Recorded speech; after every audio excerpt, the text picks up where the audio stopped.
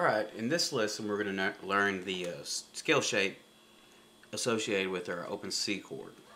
Now the open C chord is one of the first chords everybody learns, and it's pretty straightforward,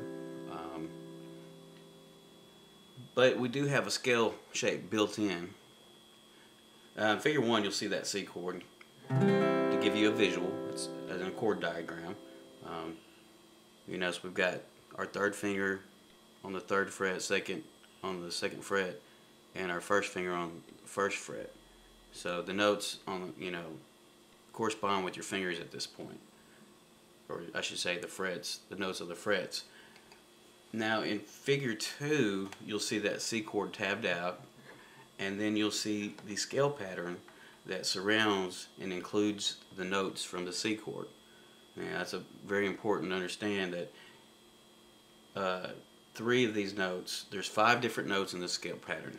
3 of the notes are already in the chord. So the C chord is comprised of 3 notes. So in this scale pattern we're going to play those notes on all 6 string plus 2 added notes. And it's that scale, so in figure 2 we got the C chord, open C chord, and we got the scale pattern. This is what it looks like when you play it.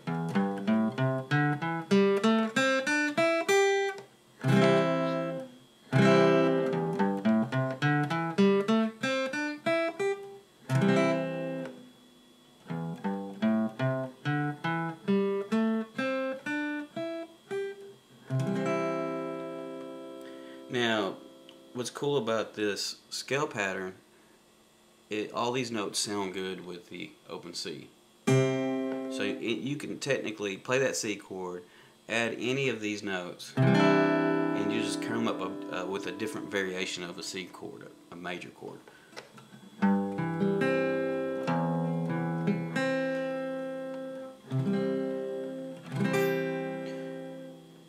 Now, figure 3, we kind of get another visual of how that C chord and those extra notes intertwine together.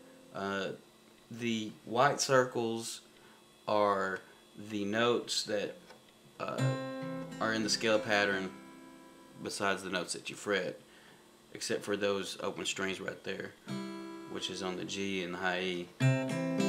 You see the R on that 5th string, the A string, on the 3rd fret, that's the root. So when we're playing that C chord, we know that that 3rd fret right there, which is a C note, is our root note for all of it. So when we're playing that scale pattern,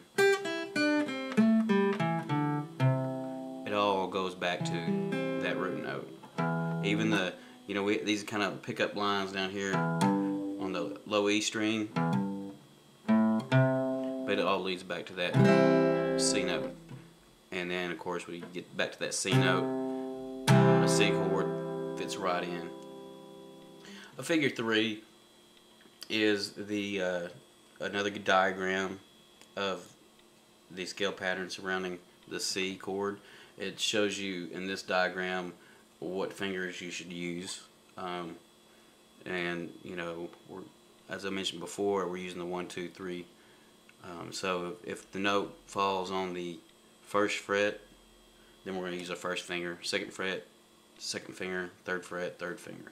So pretty straightforward, but it's a very important concept, this whole scale pattern surrounding this A chord. So the tab in figure 2 is probably what you should practice most.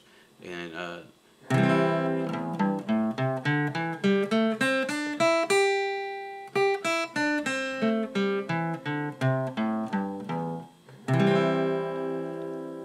so tomorrow, in the next lesson, I will show you exactly what you can do with the scale pattern, some of the cool ideas that you can implement by using just this scale shape in conjunction with the open C chord.